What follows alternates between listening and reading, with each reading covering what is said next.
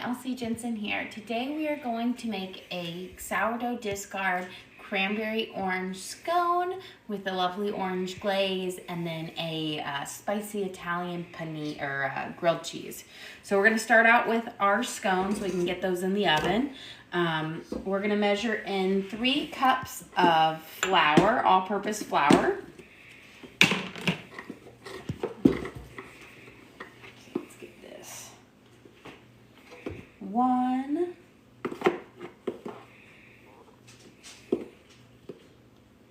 2, 3, and then we're going to add in a 1/2 cup of sugar.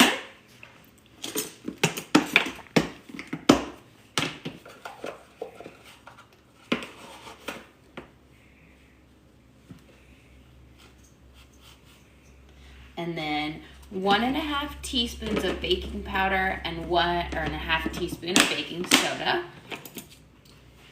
Let's get this. So this is the half. We'll do the baking soda first. So 1/2 teaspoon of baking soda. And then 1½ teaspoons of baking powder. So there's 1/2. Here's 1. And then we'll need 1/2 teaspoon of salt. We're doing our dry ingredients first, and then we're going to give them a good mix before we cut our butter in. So 1/2 teaspoon of salt. I'm just going to take my pastry cutter and give it a good spin around. Make sure that baking soda and the salt and the baking powder can get mixed up into the flour. Just simply nice stir, kind of like as if you're sifting it. There we go. And then we're going to cut 1½ sticks or 12 tablespoons of cold butter. You want to make sure your butter is cold. So I had just taken mine out of the fridge. I'm gonna cut it up, and then I'm gonna use my pastry cutter to cut it up into small pieces about smaller than a pea into my flour. You could use a food processor if you had one. That works well. I just don't like to clean them, so I always use my pastry cutter because I can just pop that in the dishwasher, and it doesn't take up too much space versus the food processor takes up a lot of real estate in my dishwasher. And when you have 5 kids, you make a lot of dishes. So we try to limit that whenever. And now we just need 1/2 stick more of cold butter. So it's 1½ sticks, which is the same as 12 tablespoons. And I like to cut it up into smaller chunks first with a knife, and then I'm going to go in with my pastry cutter. It just makes it easier than putting the big stick in there. And essentially the way the pastry cutter is it works as if you have like 4 or 5 knives and you're just like cutting it down. So you simply like push it into the flour over and over again.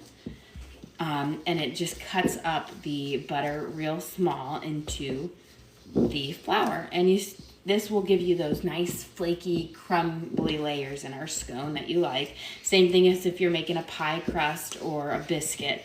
The cutting up the butter into it is going to lead that nice flaky crumbliness to it. You got a question? What are you making? We are making sourdough discard cranberry orange scones with an orange glaze. And then we're going to be making a spicy Italian panini for lunch. So right now we're cutting our butter into our flour, sugar, baking soda, baking powder, and salt mixture. And we want it to be, we're cutting the pieces to be smaller than a pea. So right now we've got a shag. I got a couple of bigger ones left, but we're gonna just pop these in. There we go. Okay. And then I'm gonna just take my knife. Sometimes you get little pieces of butter stuck in here. Oh. There we go. Now we've got a nice shaggy mixture for our scones. Now we're going to mix our wet ingredients together, and then we'll add the wet to the dry. You just want to make sure you don't over mix them. So I like to do them separate and then mix them in there. So we are going to use a 1/2 cup of sourdough discard. So discard is essentially your sourdough that you haven't fed yet. You can also use active starter, it's fine. So we're gonna use a 1/2 cup. I always give it a good stir because sometimes you get some of the fermentation juices towards the top. And we're gonna use a 1/2 cup. There we go. And then I'm gonna use my little spoon. Get all of it out. And then we are going to add in, put this over here, a 1/3 cup of sour cream. Just getting a spoon here for our sour cream. And I'm just gonna pack it a little bit less than my 1/2 cup. That way I don't have to use another measuring one, but a 1/3 cup of sour cream. So we've got about a 1/3 here. And I'm gonna mix that into my sourdough starter. And I wanna make sure it's mixed well. That way it will go into our scones very nicely. So give it a good stir.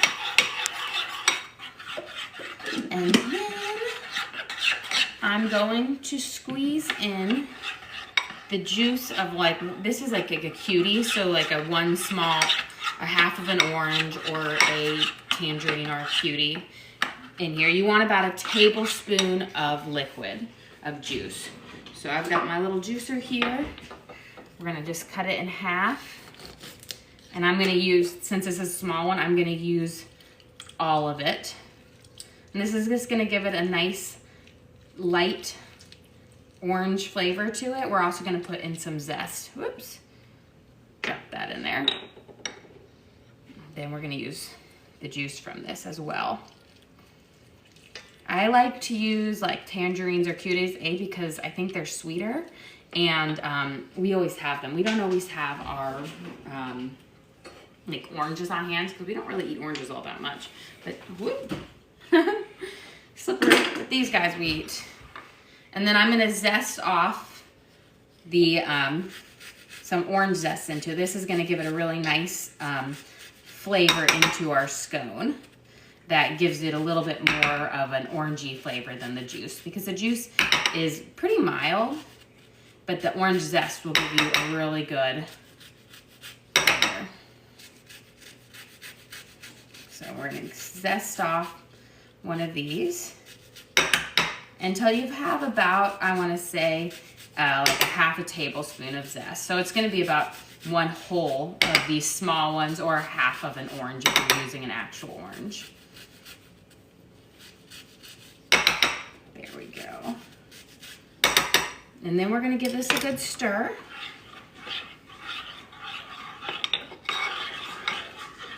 It's gonna have our nice fragrant.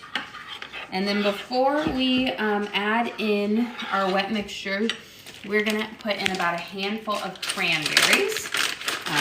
It'll be about, like, I wanna say maybe 1/4 of a cup or 1/3 of a cup. You don't wanna have too many because you don't wanna have kill with cranberries in it.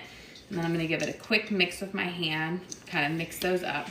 And then we are going to add in our liquid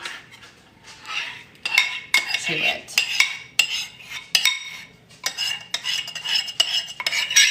I'm gonna just get it all in here. Now the trick with like scones and with biscuits is you don't want to over mix. So I'm not actually gonna be using a spoon to mix it up. I'm gonna be using, I'm just gonna get all of this off. I'm gonna be using my hands, and we're gonna be kind of folding it into the mixture over and over. That will give you nice kind of flaky layers in our scone. So I'm just gonna fold it over, and then I will plop it out on the counter and kind of mold it in there. You don't wanna, you just don't wanna over mix these because you wanna have a nice flaky kind of crumbliness to our scone. And so that's just the key part. It's the same thing with like pie crust. You don't wanna over mix pie crust, otherwise it will be really tough. So I've got all of the liquid mostly mixed in. Now we are gonna kind of form 2 circles for our scone. So I'm gonna divide it kind of in half. And then I'm just gonna kind of push and fold the scone mixture. And it will feel like it's dry, too dry at first, but the butter in it will help it hold together. So you just kind of push, and we're gonna push and fold. And these are gonna give you those nice kind of flaky layers in our scone. And we're gonna fold it on top of each other, just like that. And you see how it's kind of, you're pressing it together. And that's, you don't want to mix it because then you're gonna get just like a hard lump. You want nice flaky layers of your butter in your scone. So now I'm gonna kind of mold it into a nice circle, which then we'll cut and we'll transfer to parchment paper to bake. I have my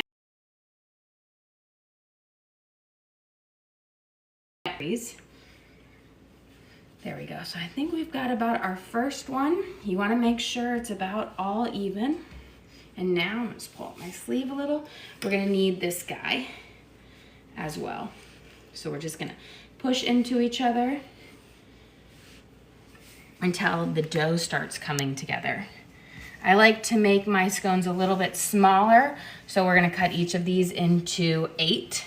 That way they bake up quickly, and they're perfect for like a little snack. There we go. And then they're gonna bake in the oven for about 15 or so minutes, and then we'll make a lovely, get all this butter stuff, a lovely glaze using some fresh orange juice and powdered sugar. There we go. Perfect. Press these together. One guy's a little bit bigger than the other. That's okay. Okay, now I can bring this over here. I give my hands a quick wash. We've pressed our scones together. Now we need a baking sheet, and we're gonna put some parchment paper out on our baking sheet. I find baking on parchment paper works way better than trying to grease it. If you haven't made this switch, do it. It works so much better.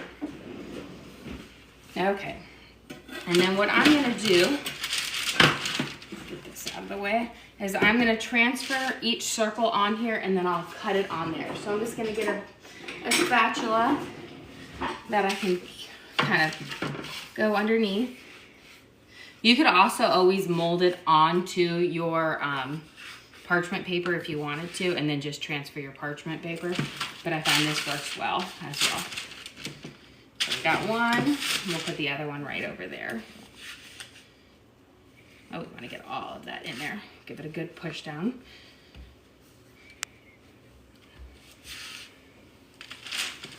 There we go. And then just gonna shape my edges up one more time, and then I'm gonna use my pastry cutter to cut, and then we'll just slightly pull our scones apart so that they can bake. So first I'm gonna cut it in half all the way through, and then I'm gonna cut each of these triangles in half again. And then you just kind of push out just a little bit, and this will allow them to bake more evenly. And we're gonna do the same over here. I'm gonna cut in half, and then we'll cut.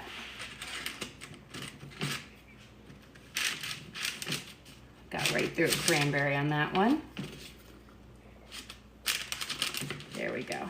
And then we're gonna pull them apart and let them bake. We're gonna give them just a little bit space because they're gonna puff up just a little bit, but not much. There we go. Stick those together. And the beautiful thing about it is they will, they'll blend together just like a biscuit. So they seem like they're falling apart now, but they'll just be flaky layers. So let's pop these in the oven. While we wait, we're gonna bake them for about 15 minutes at 400 degrees. So I'm gonna put it right here on my top one. And then I'm gonna I always set my timer for just a little bit early. So I'm gonna set it for 14 minutes so that I have time to get over here and then double check so they don't overburn. But let me wash my hands real quick, and then we're gonna work on our spicy Italian grilled cheese. There we go. And then when we get this roasting or grilling up, got a little flour on here, we will work on our glaze for our scones. Okay, so we're gonna be using our sourdough bread that we made, I think over the weekend. I'm gonna cut it up. And this is what, that's why I always like to have the discard, because we have, you know, you make your bread, but I don't make a bread every single day. So it's nice to have lots of other recipes to use with the discard so you're not wasting either, but you have a nice, bubbly, active starter for when you do want to make bread. There we go. And the beauty of this bread literally is made with 3 ingredients: flour, water, and salt. And that's all. And the sourdough fermentation process takes care of everything else. It makes it rise, and you get the nice bubbly in it. Okay, so we're gonna make 2 sandwiches today. I've got some softened butter. We're gonna spread our butter on one side of each pieces of bread. This is what's gonna be cooking onto the skillet so that it gets a nice crisp up. Let's see, this side has a nicer even. And I find sourdough is just the best for making grilled cheese because it's a nice hearty bread that crisps up nicely. And a little bit, spread this guy around. This is, if you don't have one of these, it's like a bread knife, or not a butter knife, but it's like a paddle. And they are the best for spreading soft butter. It works so much better than an actual butter knife. You have a question? What are you making today? So we are making a spicy Italian panini, and then we just put our sourdough discard cranberry orange scones in the oven. They're baking up, and then we'll make an orange glaze for that. So we're gonna put got our grilled cheeses down right here, and we are going to put a layer of mozzarella on the bottom. And then the trick is when you're making grilled cheese, don't have your cheese overflow because it will just burn down onto your skillet versus being in your nice grilled cheese. So I always make sure it doesn't kind of overflow my bread. And then let me get another slice of mozzarella. And then we're gonna be using pepperoni, hard salami, and Genoa salami. And then for mine, because I like mine a little bit more bougie, I'm gonna put some sun-dried tomatoes and fresh basil on it. And my husband prefers his a bit more plain Jane. There we go.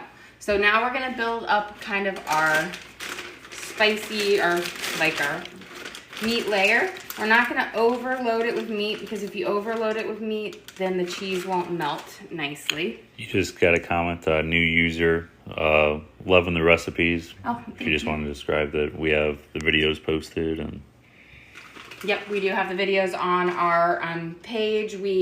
They're in the long, they're the full videos we post after the live, so you can always go back and watch and make along with the videos for it. That way you'll get the recipe exactly how we are planning on doing some recipe cards, but we're pretty new to this, so we've just started out and we're working to get that. But I have 5 kids and sometimes they take up more than enough time dealing with them.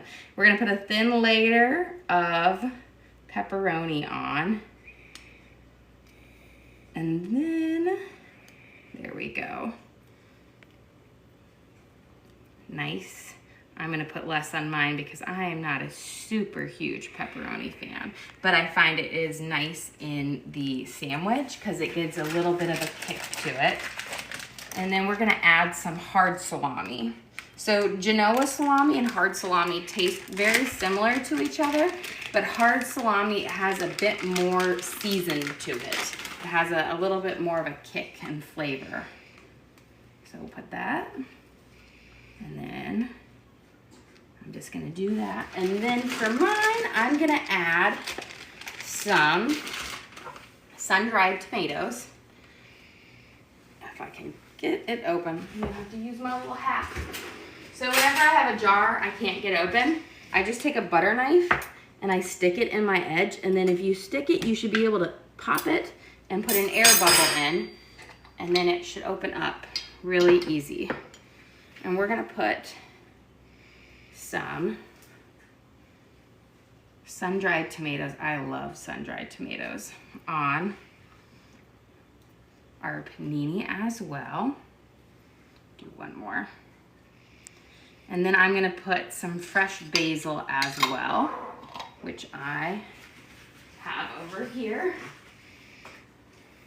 My poor plant has been a little overpicked. And it'll be nice when summer comes and we can have all of our basil and our herbs growing outside, because I use a lot of basil and this little plant is not making it with how much we pick them over. There we go. I've got some fresh basil on there. And then we're gonna put our top layer. We're gonna use provolone on the top.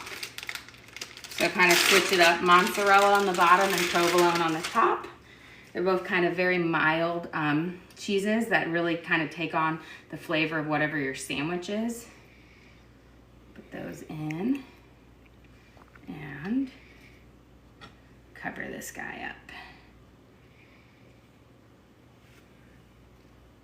There we go. And then we're gonna put our top layer on, butter facing up. I think that one's goes to this one.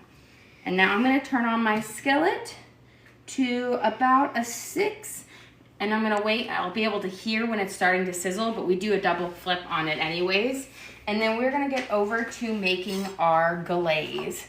Let me just clean up a little bit of this real quick so we have some space for our glaze. This glaze is super easy. It just uses fresh orange juice and powdered sugar, and you mix them together, and it's just easy peasy. So simple, and a little bit of orange zest too. So I've got a bowl right here, and I am going to zest a little bit more of this in. You always want to zest before you cut your orange open, or you won't have anything to really hold on to. I once made the mistake of like cutting my lemons once and then squeezing them, and then I was like, oh, I need the zest. And it was almost impossible to zest them. There we go. And you don't need much liquid, much orange juice. It's just this tiny little like cutie clementine or tangerine, whatever they are, is all you need, because it absorbs a lot of sugar with it. Let me cut it in half. And then we're gonna squeeze out the juice. And this is just gonna give it a lovely orange flavor to our glaze.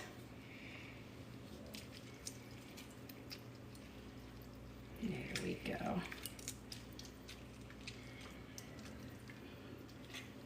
And good squeeze, get the last bit. So there's probably about a tablespoon and a half of orange juice in here. Not too much, but you don't need much. I'm gonna give a good swirl. And let's get a powdered sugar out here, and let me get a spoon to stir it with. We don't need much. I'm gonna start out with about 1/4 of a cup of powdered sugar, and we'll slowly add more.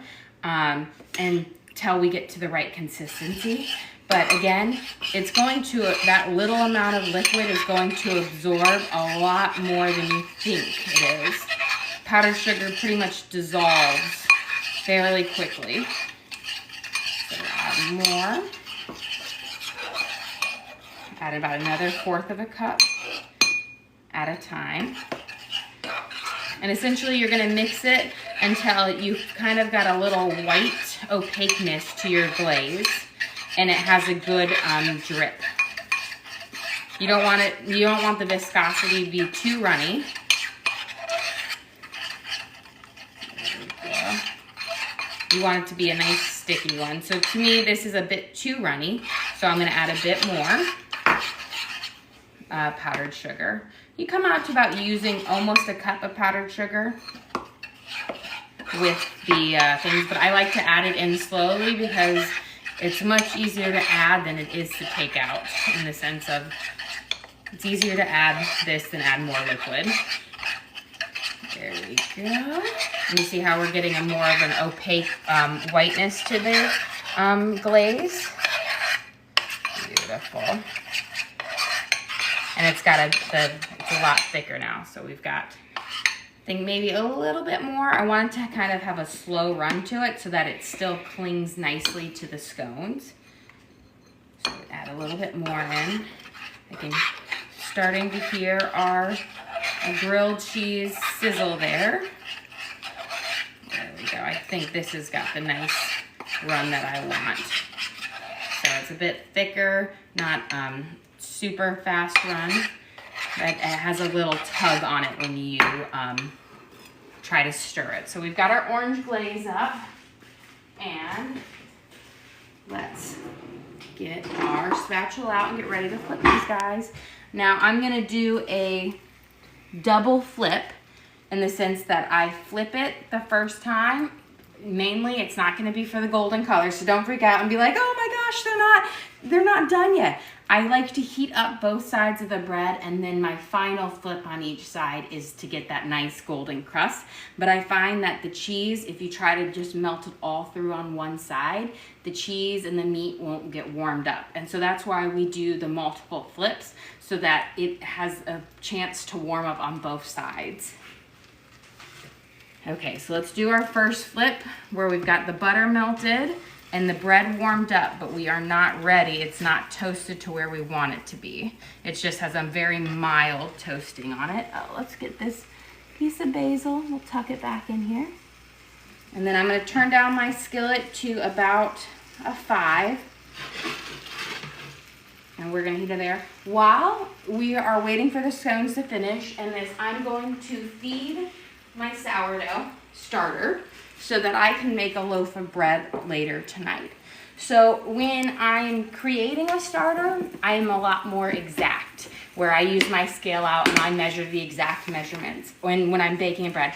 But when I'm just feeding it and maintaining it, I just follow the simple of like 7 to 8 tablespoons of flour to the same amount of water, so 7 or 8. I just kind of see how much starter I have and how much flour I need to get it up to the kind of the top. So we are going to feed it, and you just feed it by giving it equal parts flour and water. I'm gonna use about, I think, 7 tablespoons of flour. You gotta make sure your flour is unbleached. If it's bleached, the organisms that start the fermentation process have died in the bleaching process, so your bread would never rise if you didn't use it. So unbleached is what you need. So that's 4, 5, 6, 7.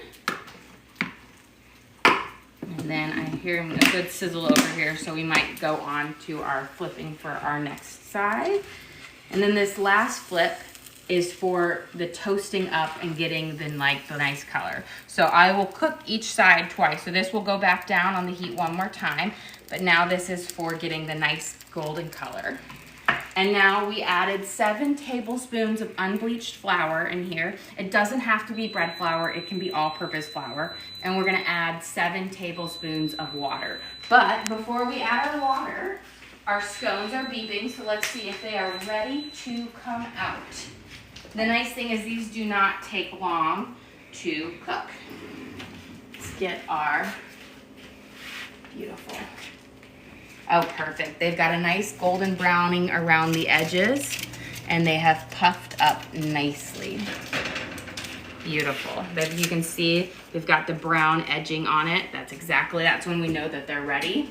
You don't want to over bake your scones, because if you do, you're going to have dry scones. So always err on the side of under baking them, because they tend to cook a little bit more. But these are perfect. They've got the browning that we want. So I'm going to put them right here. There we go. If you were to make a larger, big scones, you would have to bake them a little bit longer. Let's see where we are with these guys. A little bit more. Okay, we need to add our 7 tablespoons of water to our cup. So I am going to fill up thing to about a tablespoon is 15 milligrams, and so 7 times 15 is about 90. So I'm gonna add in my water. You got a question from Becca. Do you ever put a little half and half over the top to help with dryness? Yes, I do that if I'm gonna not be glazing it. So if I was gonna do a plain scone that wasn't gonna have a glaze on it, I would. But I'm gonna put my glaze on it, and that's gonna seal it up, and it's gonna kind of moisturize that crust up. But yes, if I'm ever not gonna be doing a, here we go, a glaze on it, I a lot of times will brush with half and half, and then I will sprinkle with some sugar, or if it's a savory one, with a little bit of garlic salt. Okay, let's stir this up, and then you want to make sure you mix all the flour in, and this will allow us to make our bread later, because you need an active starter that's nice and bubbly to make your bread. So we discard it out, and in about 6 hours, this will be ready to make bread. You want to feed your starter 6 to 8 hours before you make your bread. You got a question, what's in the sandwiches? The sandwiches, this is our kind of our spicy Italian panini. We use mozzarella and provolone, and along with hard salami, Genoa salami, and perfect, and pepperoni. And then I put sun-dried tomatoes and fresh basil on mine, because I like it to be a little bit more bougie than my husband. Okay, those, I've turned them off, and they're just finishing up the residual heat. We've got our starter all mixed up. And then you can always, if you're not gonna use your starter all the time, you can pop it in the fridge, for longer periods of time. But I've used mine almost every day, so they'll be, it stays out on the counter. Let's pop these guys off. We've got a nice, beautiful golden crisping on it. Beautiful. So we've got our 2 paninis here, and we can do a nice little cut into it. Which one's mine? I gotta find mine. This one's mine. See, I like mine the more bougie. We've got our nice melted cheese pull. You can see the fresh basil in there with the tomatoes, the sun-dried tomatoes. Delicious. I love grilled cheeses, any way you put them. Okay, now we are going to put our glaze over it. I like to do it when they're still hot, because it helps it kind of run down and drizzle all over, and I feel like it seals in some moisture as well. So we'll go over, and then we'll go back over. We kind of do a double with it. And this orange glaze is going to give it a really nice orange pop, because while we did put orange zest and orange juice in our scone, a lot of the orange flavor is going to come through the glaze.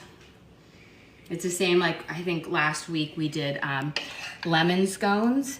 Most of the flavor of the lemon really comes through the glaze. go.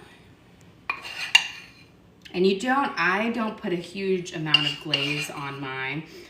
A lot of recipes, you make a really lot and you really drench them. I prefer a little bit of glaze that kind of just oozes over, but isn't super crazy. Now let's go over and just do. You got a question of what these are? These are cranberry orange scones made with sourdough discard. There we go. And then we're putting a lovely orange glaze over the top of them. And beautiful thing about these is they last for a while. And with the sourdough that you use in them, it really keeps them from being dry. They're not like, if you've ever gotten a scone from like Starbucks or a coffee shop, a lot of times they're really dry. The sourdough discard in this, and with the sour cream, leaves them to be very moist, I find. Like a very, very lovely texture. They're not super dry and crumbly. Okay, but I will break open one for you guys to kind of see. Let's see, this guy looks nice. And you can see it's got a nice flaky layers in there. And it's very moist looking, looks like a biscuit. They harden up a little bit when they cool, but the best is to eat them when they're nice and hot. Delicious. Oh, these are really good. The orange glaze is like perfect on it. Well, thank you guys for joining us here today. Don't forget to like and subscribe. We try to do live shows every day. Also, feel free to comment and send us recipes that you want us to try out. I know there's a bunch of sourdough discard recipes out there, so please give us some feedback. Don't forget to like and subscribe. Again, thank you for joining us here today.